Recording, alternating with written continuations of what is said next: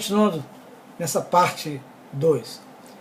No livro de Gênesis, capítulo 2, 16, vemos Adão e Eva também gozando do livre-arbítrio. Aí o texto diz: e o Senhor Deus ordenou ao homem, coma livremente de qualquer árvore do jardim. Durante o tempo dos juízes, em Juízes 5:2, o povo se ofereceu voluntariamente. E em 1 Crônica 28:9, Davi encorajou Salomão a servir a Deus com uma alma voluntária. E ainda, durante o tempo de Neemias, como está dito lá em Neemias 11:2, algumas pessoas voluntariamente se ofereceram para habitar em Jerusalém. No Novo Testamento, em João 15:7, vemos que as promessas da oração estão baseadas sobre o livre-arbítrio, como lemos: se vós estiveres em mim e as minhas palavras estiverem em vós, pedireis tudo o que quiseres e vos será feito. Outro caso que desperta a atenção é o de Caim. Deus aceitou a oferta de Abel e rejeitou a oferta de Caim. Por quê?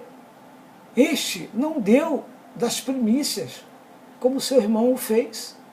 Então a Bíblia diz, Gênesis capítulo 4, 6 e 7, diz: por isso Caim se enfureceu e o seu rosto se transformou. O Senhor disse a Caim: por que você está furioso?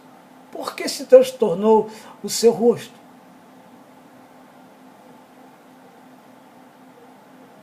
Se você fizer o bem, não será aceito, mas se não o fizer, saiba que o pecado o ameaça à porta.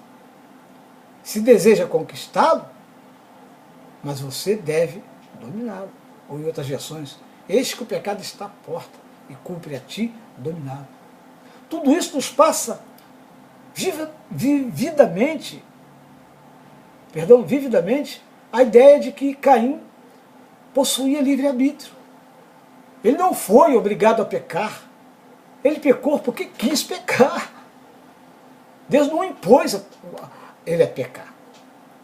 Deus não determinou o pecado de Caim, senão de modo nenhum teria dito que poderia fazer o bem e seria aceito, como diz o texto.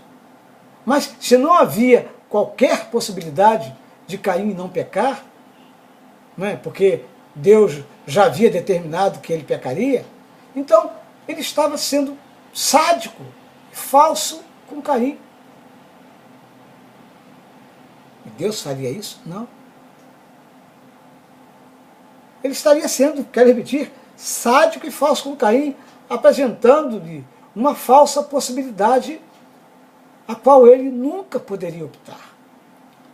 Da mesma forma, Deus disse que o pecado, o desejo pelo pecado, a tentação, está à nossa porta, mas que Caim teria que ter controle sobre esse desejo.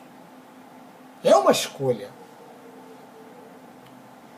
E isso mostra, em primeiro lugar, que há a possibilidade de agirmos diferente do desejo, mais forte, contra o que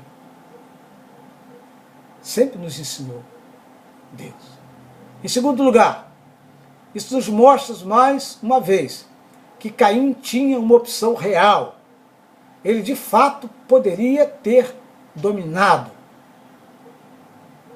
aquele desejo pecaminoso. E a única forma de ele dominá-lo é se ele possuísse o livre-arbítrio para poder optar pelo bem ou pelo mal, pelo pecado ou pela santidade. Sem o livre-arbítrio, queridos, Caim não teria escolha e nada nesse texto faria sentido algum. Outro texto que implica em livre-arbítrio está em Gênesis capítulo 15, 16, onde Deus diz o seguinte: olha, na quarta geração, os seus descendentes voltarão para cá, porque a maldade dos amorreus ainda não atingiu a medida completa. Gente, mesmo Deus sabendo, pela presciência, que os habitantes de Canaã não iriam se arrepender dos seus pecados, ainda assim, ele esperou 4 gerações até que os pecados deles atingissem a medida completa, até que o cálice da ira de Deus transbordasse. Se não existisse livre-arbítrio, dificilmente Deus teria que esperar pacientemente uma ação humana para depois tomar uma atitude. Deus teria simplesmente agido, já que o livre-arbítrio ou as atitudes humanas não influenciam em nada o decreto divino, segundo alguns pensam. Aqui, Deus respeita o livre-arbítrio. Deus respeita a decisão humana e lhes dá tempo para se arrependerem,